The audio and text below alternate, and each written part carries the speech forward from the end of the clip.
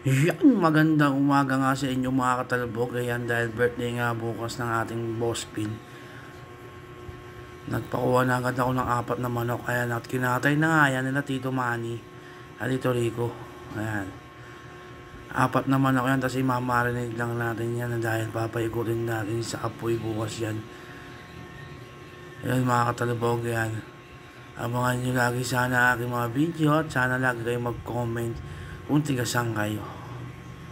So ayan o, 4 na manok po yung kinatay at ililitsyon natin yan bukas at mamaya madaling araw tatakbo tayo sa palengke para bumili naman ng mga sariwang isda.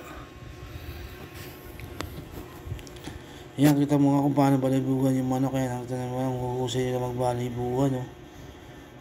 Ayan, tapos na agad yung 4 na manok. Ayan o, ready to marinate na siya. So mamarinate natin kasi bukas ililitsyon yan para meron tayong tampulots.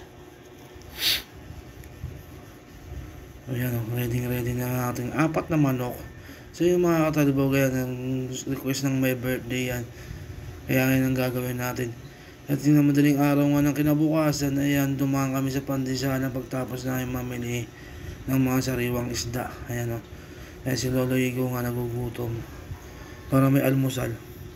Ayan, bumili nga rin kami ng pampritong isda para may almusal kayo mamaya. Ayan, may galunggong. Kasi ito naman iihaw na ay mamaya sa tampulots. Ayan, may bangus yun. Lalaki ng bangus. Pwede mo pantampal-tampal sa mukha. Ayan nga, may pusit din yung pusit. Napakadami din ng pusit na nakabili namin. Ayan, nandito nga kami sa highway dito sa may San Miguel. Ayan, ito nyo naman. May pandesal.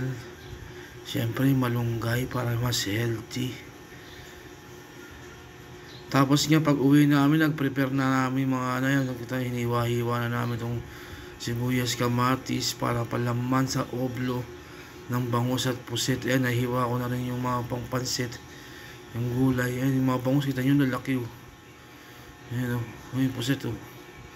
Ayan yung pusit, ayan dahil hindi pa nalilinis siya. Mamaya okay goods na yan. Ayan, mamaya okay goods na. Ayan mga... Ayan yung pangpansit mamaya para may pagkain mga bata dito. Hindi puro tampulots lang, may pang-encourage din. So ayan, tapos na nga, naibalot na nga itong bangus. Ayan, kita nyo na yung bangus o. Tapos ito yung puset, ayan o, tinuhog-tuhog. Ayan, pinapalaman pa yung iba, iniwa-hiwa pa yan o. Tinutuhog pa yung mga ulo ng set pan. Ayan na puset. Ayan, para mamaya ready to prepare na sila lahat. Iihaw na lang sila lahat. Tapos ayun na nga, sinalang na nga itong cholit na nokma. Ayan o, ayan o, may apoy na, nagbabagang apoy. At yung manok, kita nyo naman, gandang tingnan o. Ang haba ng aming ikutan o. Ayan, cholit na nokma. Ayun yung pansit mo, medyo bawas-bawas na kasi namigay na nga dito sa buong compound para may food trip lahat. Ayun, okay naman yung uling o. Kita nyo naman. Talented ng mga ano dito. Ayun yung 4 na nokma. Kasi ito naman yung mga pusit. Yan yung mga ulo ng pusit, bangus. Kasi yung ulo ng pusit, hiniwalay namin masyadong malaki yung hindi maluto. Maliit yung ihawan namin. At yung may birthday, kita nyo naman, nag-start na sila ng pampagano. Nagdi-drink na sila. Ayan o. Ayun kasi, we may meet you. Ayan, nagbibidyo ako na. At yun, nakaluto na kami ng bangus. Nakasalang dalawa. Yung mga pusit may luto na rin. Mamaya kukuha lang sila dito. Ayan, kita nyo naman mga katalbog. Ayan o. Kumakanta na may birthday. Ayan o. At medyo nagsasaya na sila at di pa tayo naliligo. May tsura natin, napakadungis natin.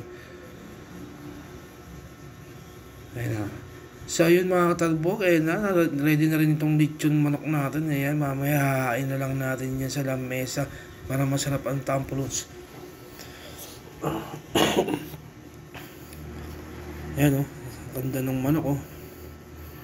So ayun mga katalbog, tara, magsiinuman tayo dahil birthday ni Boss Ben. Let's go!